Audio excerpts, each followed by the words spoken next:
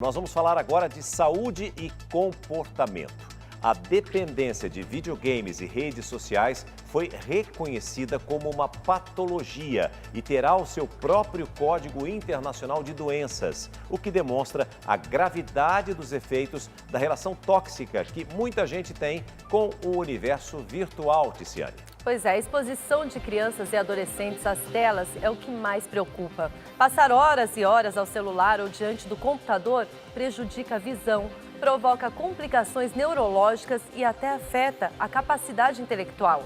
Isso sem falar do impacto na vida social desses jovens que se tornam verdadeiros reféns do meio digital, como alerta a reportagem da Ana Paula Neves. Uma rotina igual a de muitos adolescentes ultimamente. Horas seguidas olhando para uma tela no entretenimento dos jogos online. Mesmo antes da pandemia eu já jogava, já usava. Só que depois da pandemia, durante, eu só fazia isso, porque não podia sair, não podia encontrar os amigos. Eu ficava de 8 a 11 horas. Essa mãe com um comportamento familiar a muitas outras mulheres com filhos dessa idade. Vê. Apesar da tentativa de controle por parte da Andresa, Vinícius teimava em praticamente viver para jogar game. E eu dormia muito pouco também, para ficar mais à noite, entendeu? Então eu ficava por esse período, mas mais de madrugada, e eu tirava um pouco do meu sono. Eu estava jogando muito, e aí chegou a um ponto em que o meu cérebro meio que não aguentou, eu fiquei muito cansado, muito. E aí eu estava dormindo muito mais que o normal. Tipo, eu olhava um pouquinho para a tela, eu ficava um pouquinho tonto, sabe? O resultado dessa rotina assusta e quase pôs fim à vida do menino de 14 anos. E na real, Vinícius viajou com os pais dias atrás. Ouça o que aconteceu com ele na recepção do hotel. Nunca tinha visto ninguém tendo uma convulsão e de repente eu vi o meu filho ali ao meu lado, caindo, se contorcendo, virando os olhos, espumando, tremendo. E eu não sabia como conduzir. A única coisa que você tem que fazer é pegar, proteger a cabeça, colocar um travesseiro e virar a pessoa de lado, para que a língua relaxe e ele consiga ter a vazão para a respiração. Aí, sorte, né? Graças a Deus, teve uma aeromoça que estava no hotel também na hora. Ela chegou e conduziu dessa forma, virando ele. E aí ele começou a voltar a cor, porque ele já estava roxo. Ele estava roxo. Eu pensei, falei, pronto, eu perdi meu filho aqui. O excesso de exposição a telas tem diversos impactos na saúde de crianças e adolescentes, de acordo com especialistas.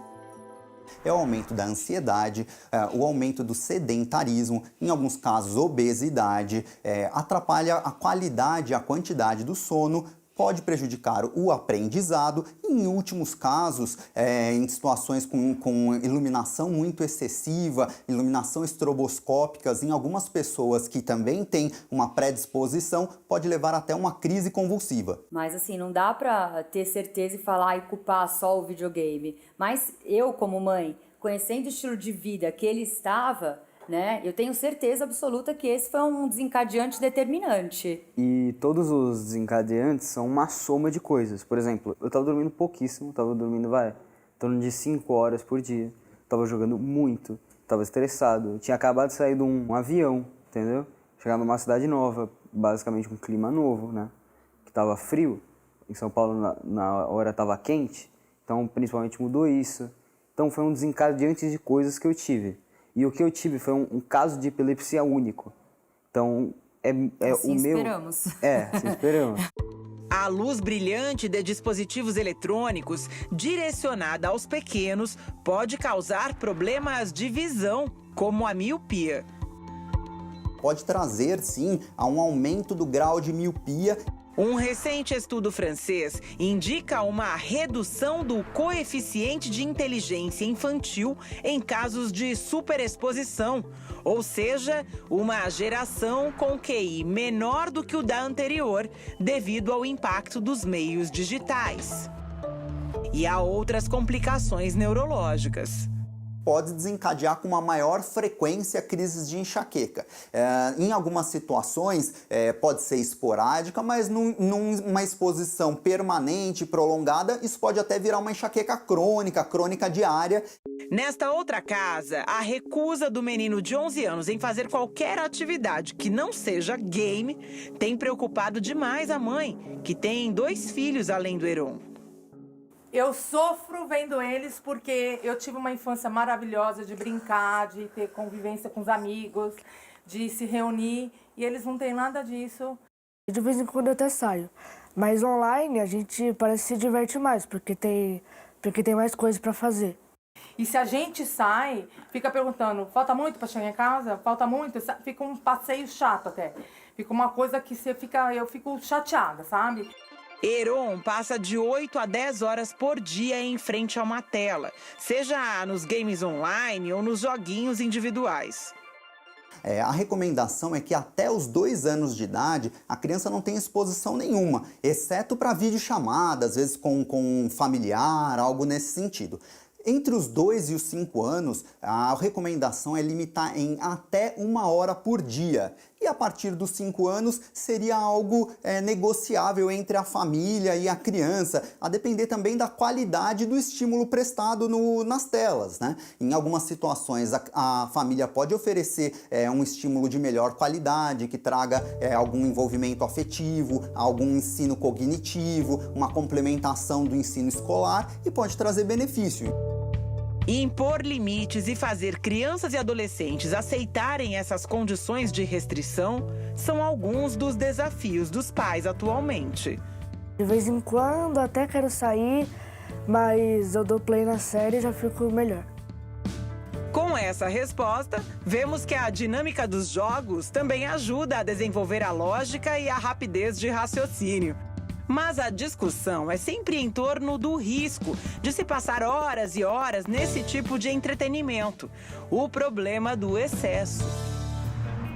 Em janeiro do ano que vem, a dependência de videogames e de redes sociais se tornará oficialmente uma nova doença, ganhando o próprio CID, que é o Código Internacional de Doenças.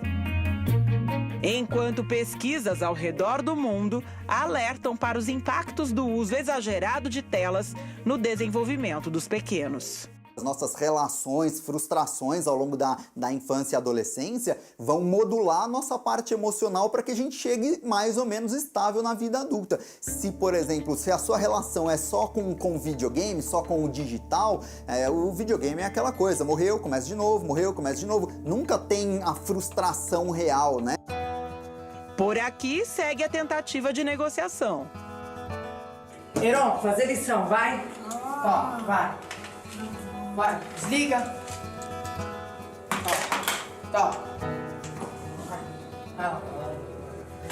Senta. Já na casa do Vinícius, o episódio da convulsão, consequência de horas no game, dormindo e comendo pouco, obrigou a família inteira a uma mudança de comportamento. Das 11 horas que ele jogava, entramos num acordo, né? A médica falou que 2 horas, que é o tempo ideal para um adolescente, uma criança utilizar o videogame, telas. A gente chegou no meio termo, 3 horas e meia foi o que nós estipulamos aqui dentro de casa. O adolescente tem se interessado por leitura e por outras atividades longe das telas, mas sempre que pode, compartilha o que aprendeu com a situação extrema. Você pode usar o videogame, mas com moderação, né? Tipo, não é pra ficar 8 horas, 11. Eu falo que a palavra da vida é equilíbrio, né? A gente tem que ter equilíbrio em tudo. Ler é interessante, jogar também tem uns momentos que são bacanas, fazer esporte também é legal, mas tudo em excesso, né? Acho que já traz um desequilíbrio para a vida.